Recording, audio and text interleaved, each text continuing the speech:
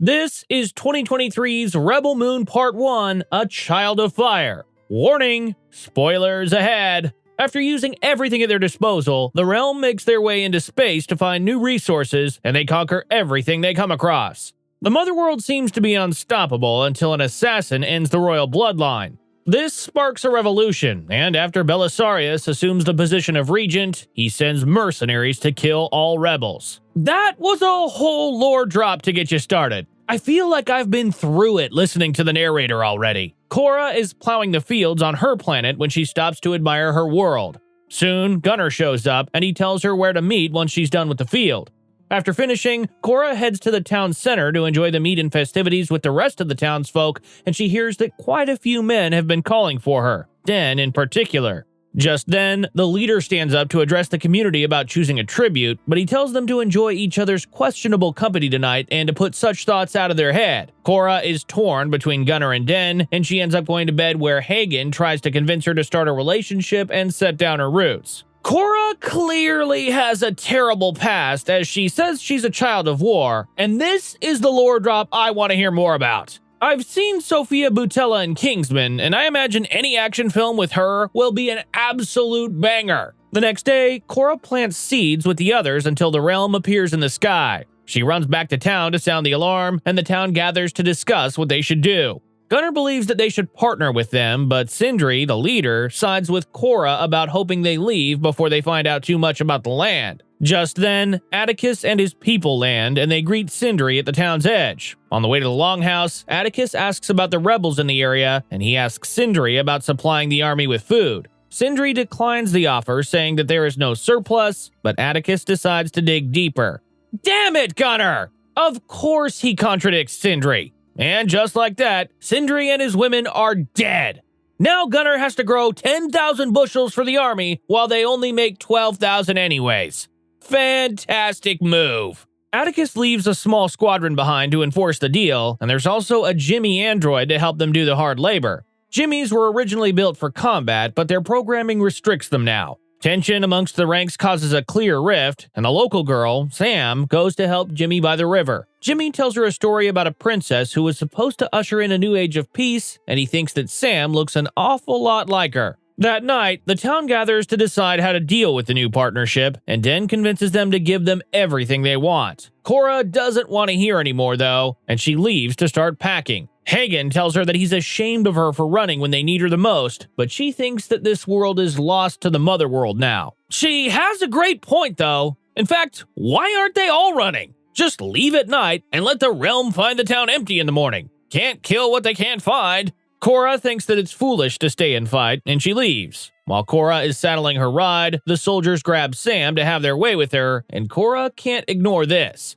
One of the soldiers, Eris, tries to stand up for Sam, but Eris is no match for them. Ooh, it's Cora's turn now. Here we go. They must have left the worst of the worst because Cora and Eris literally take them all out. Good showing. Just then, Jimmy arrives and he takes out the captain. The villagers show up to see the carnage that's left, and Cora warns them that they're going to have to fight. In the morning, Cora heads out with Gunnar to recruit some help, and she goes to find Titus. That night at camp, Gunnar tries to find out more about Cora's past, and he finds out that she was once a high-ranked soldier for the Motherworld before she deserted. Cora was a child of war, and she found herself face-to-face with Balisarius when his army took her planet. She had the chance to end things then, but it just wasn't meant to be. Balisarius spared her and took her back with him to groom her. Wait! She was basically his daughter, not just his protege. It turns out that Cora was an absolute beast. She almost looks like a helldiver standing there with the flag. The next day, Cora and Gunnar make it to the port of Providence, and they find out that the man they came to get information from is being taken away by bounty hunters. Fantastic timing! I'm not gonna lie, the alien species in this world are actually pretty cool and intriguing. Cora makes quick work of a dude who's trying to buy Gunnar for a fun roll in the hay, and then one of the aliens gives her information on General Titus's location. That first freak isn't done though, and he comes back with extra help. This turns into a shootout that's like a sci-fi western John Wick with bad aim. Of course, Cora wins. We're not even halfway through the movie. She has to win. A man named Kai jumps in at the last minute to help, and he asks to tag along to make an extra buck as their pilot. Once on the ship, Kai decides to take them to another planet to pick up another man to aid in their cause, and they head to Nev Woody. Kai takes them to meet Tarek, and after finding out that he'll help them, Cora finds a way to get him free. He just has to break an animal in the corral, or they'll all get kept as prisoners. Space Tarzan hops in there and bows to this hippogriff like he's dreaded Harry Potter. You know what though?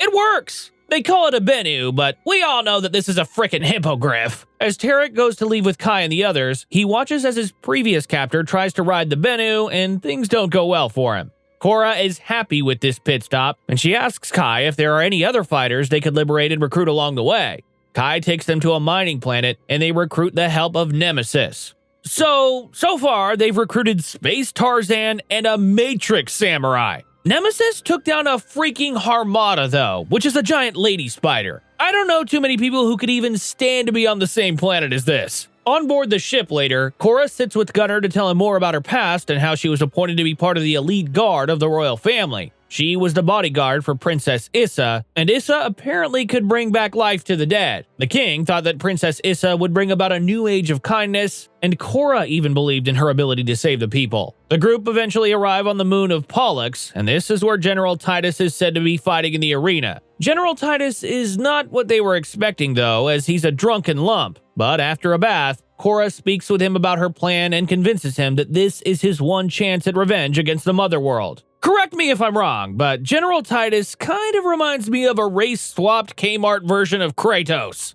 I could get behind this character. Let's see him fight first, though.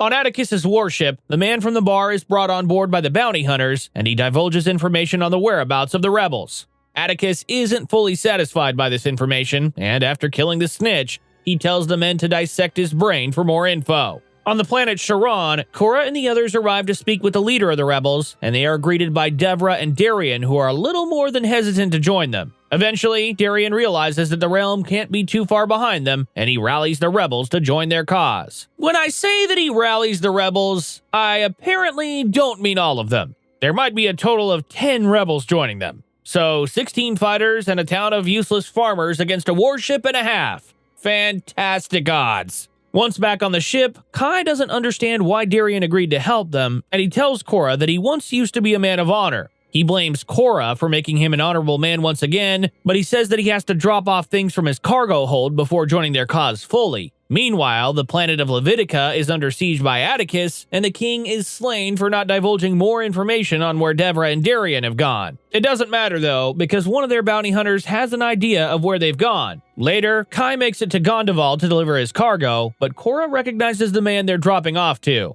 I love Kai's face when he can see that Cora figured things out. He's like, what can I say? I am what I am. Kai gives the signal, and the group is attacked by the Dreadnought warship that's hiding in the atmosphere. The cargo transforms into robots to subdue the more powerful rebels, and soon, Kai explains that he just did this to rack up as many heads as he could for a payday. He also already knew who Cora really was, and he says that she's the main target he planned to turn over. Just then, Atticus shows up to inspect all of the prisoners, and Kai tells Gunnar that his only chance of possibly making it out alive is to paralyze all of them. Gunnar ends up freeing Cora though, and he paralyzes Kai in the process. While Cora attacks Atticus and his men, Gunnar continues freeing the others with the help of Nemesis. Is it bad that when Atticus is dressed like this, all I see is Francis from Deadpool? Same character, just in a different universe. Atticus gives the command for the Dreadnought to open fire on the rebel pilots, and Darian goes into a fit of rage as he attacks the Dreadnought cannon. He succeeds in his attack, but not before he's taken out in the process. Back on the platform, Cora pushes the attack as Atticus has lost his means of transportation, and she barely makes it as the ship crashes into the bridge. Atticus and Cora find themselves on a floating platform separated from the others, and they fight to the death. At first, it looks as though Atticus has the upper hand, but Cora proves to be the more skilled fighter. With Atticus dead, Cora returns to what's left of the bridge and the rebels, and they take a moment to see that they've given the Mother World a crushing blow today. I wouldn't get too excited. People like the ones they're fighting against only see this kind of thing as an act of aggression, and they're a couple rebels short now. They might want to start recruiting a bit before they return to the village. All of them ride through the fields toward the village, and they all agree that this is a place that they can stand to call home. Across the plains, Jimmy stands waiting to greet them. And Jimmy is king of the village now? That's a strange turn of events. Also, Atticus isn't dead. Should have seen that one coming, probably. Atticus's body is retrieved by the Motherworld, and he's immediately prepped to speak with Balisarius. Whoa! He has a metal head? Is he a Jimmy? And they're communicating in some sort of astral limbo? This is pretty cool. Balisarius isn't too pleased with Atticus, and he isn't too happy to hear that Cora is the leader of the rebels. Atticus assures him that he can bring her to him, but Balisarius wants him to kill all of the rebels and bring Cora back alive so he can crucify her. With that warning, Balisarius sends Atticus back, and Atticus breathes once again. Then the credits roll. Well, Zack Snyder has delivered a visually stimulating epic once again. While the story is nothing new, the visuals and sound design are pretty stunning. Not to mention, Part 2 is out now. Give it a shot. Thank you for watching, and I hope you enjoyed this video. Don't forget to like and subscribe for more like this one. Comment what you think I should watch next, and I'll see you in the next video.